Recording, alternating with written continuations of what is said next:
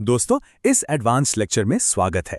आज हम एआई की दुनिया के एक बहुत ही दिलचस्प और गहरे टकराव पर चर्चा करने वाले हैं।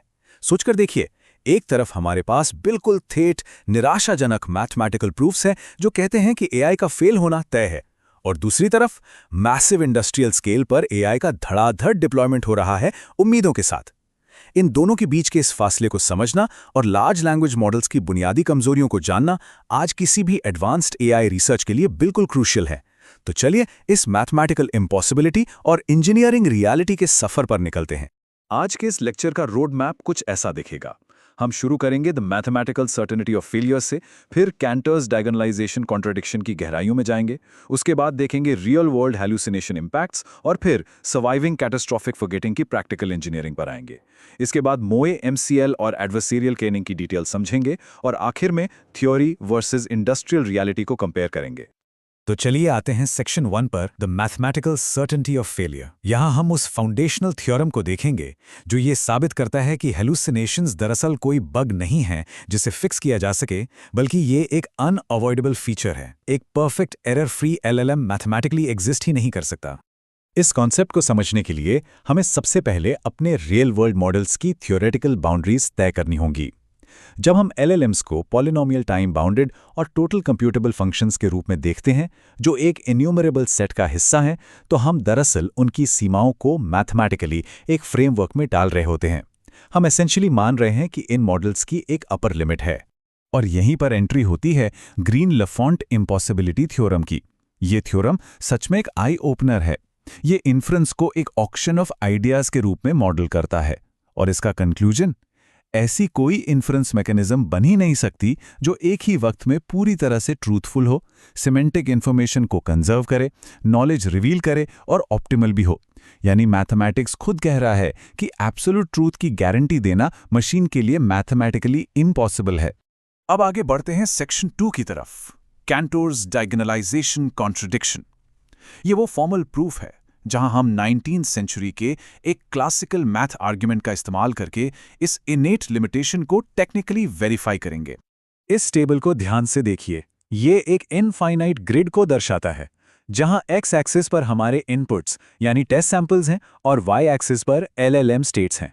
सबसे जरूरी कॉन्सेप्ट यहां पर यह है कि इन इनफाइनाइट LLM स्टेट्स को कैंटर पेयरिंग फंक्शंस का इस्तेमाल करके दोबारा इन्यूमरेट किया गया है। अब इस ग्रिड में उन हाइलाइटेड डायगोनल एंट्रीज पर फोकस कीजिए। ये डायगोनली वो इनएविटेबल पॉइंट ऑफ फेलियर हैं। ये आइसोलेशन में दिखाता है कि मॉडल का आउटपुट कहां पर ग्राउंड ट्रूथ से हमेशा भटकेगा। इस लॉजिक को स्टेप बाय स्टेप थोड़ा और सिंपल करते हैं। मान लीजिए, जस्ट फॉर आर्ग्यूमेंट सेक, कि एक पूरी तरह से हैलुसिनेशन फ्री LLM एग्जिस्ट करता है।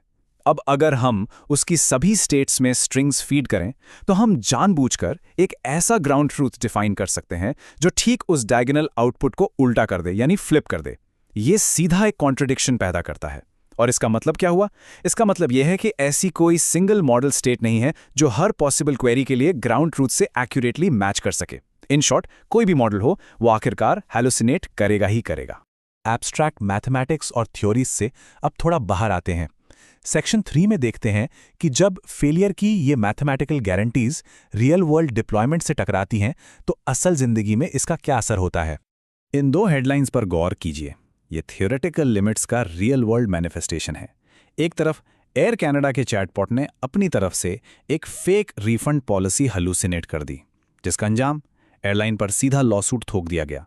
और दूसरी तरफ परप्लेक्सिटी के चैटबॉट ने स्टर्नोटमी यानी ओपन हार्ट सर्जरी जैसी नाजुक चीज के बाद पेशेंट को बिल्कुल गलत और खतरनाक मेडिकल एडवाइस दे दी।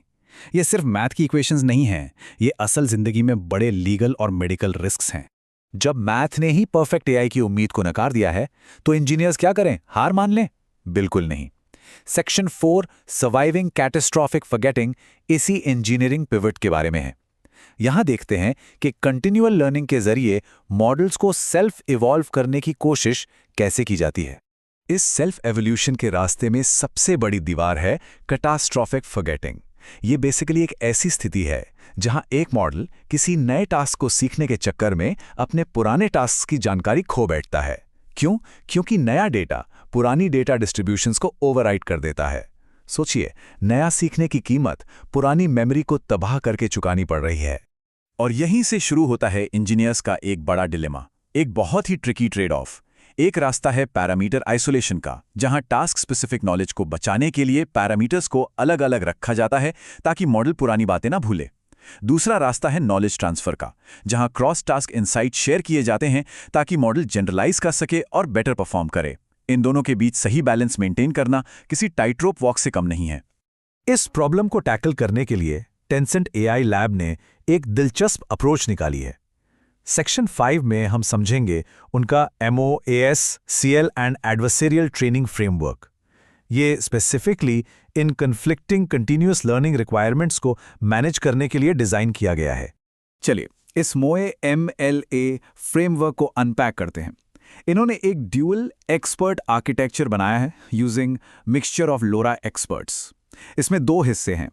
आइसोलेशन के लिए हर टास्क के पास अपने डेडिकेटेड लोरा एक्सपर्ट्स हैं और ट्रांसफर लर्निंग के लिए एक शेयर्ड लोरा एक्सपर्ट हैं।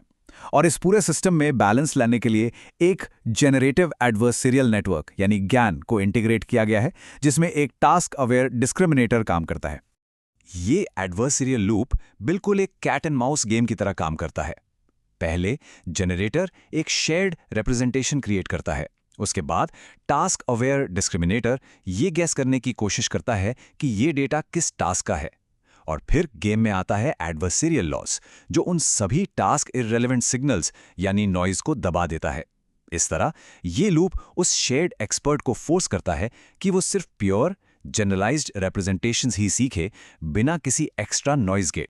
आखिरी सेक्शन की तरफ बढ़ते हैं, थ्योरी वर्सेस इंडस्ट्रियल रियलिटी।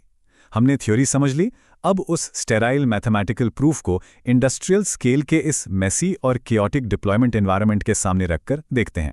इस थ्योरी का एक्चुअल टेस्ट देखिए टेंसेंट वीडियो कंप्लायंस रिव्यू में। यहाँ ये सिस्टम करीब 2,29,000 रियल वर्ल्ड टेक्स्ट को प्रोसेस कर रहा है। ये सभी हाईली सेंसिटिव इनपुट्स हैं जिन्हें कंप्लायंट या नॉन कंप्लायंट क्लासिफाई करना है, और वो भी 0 ह्यूमन इंटरवेंशन के साथ। ये है ग्राउंड रियलिटी। यहाँ सिर्फ स्केल चलता है। और नतीजा क्या निकला? टेंसेट में हुई ऑफलाइन AB टेस्टिंग ने दिखाया कि इस सेल्फ इवॉल्विंग मॉडल ने मैनुअल रिव्यू कॉस्ट्स को पूरे 15.3% तक घटा दिया, वो भी बिना मॉडल में नए हेलुसिनेशंस बढ़ाए। ये नंबर चीख चीख करके कहता है कि मैथमेटिकल लिमिटेशंस चाहे जो भी हों, स्मार्ट और एडेप्टिव आर्किटेक्चर उन फेलियर्स को बहुत हद तक मैनेज और मिटिगेट कर सकता है। ये कोट आज की पूरी चर्चा का निचोड़ है, क्योंकि मैथ्स हमें पहले ही बता चुका है कि एब्सोल्यूट परफेक्शन इम्पॉसिबल है। तो हमारा फ्यूचर सिर्फ पैरामीटर्स और डेटा का साइज अंधाधुंध बढ़ाने में नहीं है, बल्कि हमें ज़रूरत है ऐसे सिस्टम डिज़ाइंस की जो थ्योरेटिकली ग्राउंडेड हों और जिन्हें ये पता हो कि ऐसी कौन सी चीज़ें हैं जो मॉडल्स कभी सीख ही नहीं सकते। लिमिट्स को पहचानना ही पहली जीत है। इस लेक्चर को ख़त्म करते हुए हमें इस एक बहुत ही ज़रूरी सवाल पर सोचना चाहिए। अगर मैथमेटिकल लिमिट्स गारंटी देती हैं कि सभी मॉडल्स एक न एक दिन फेल होंगे ही, तो हम फ्यूचर की AI को इस तरह कैसे इंजीनियर करें कि वो फेल तो हो, लेकिन सेफली, प्रिडिक्टेबली और ग्रेसफुली। एक बार जब हम परफेक्ट होने की जिद छोड़ देते हैं, तभी हम एक एक्चुअली सेफ और रिलायबल सिस्टम बनाने की शुरुआत कर सकते हैं। इस इनएस्केपेबल रियलिटी के बारे में ज़रूर सोचिए। शुक्रिया।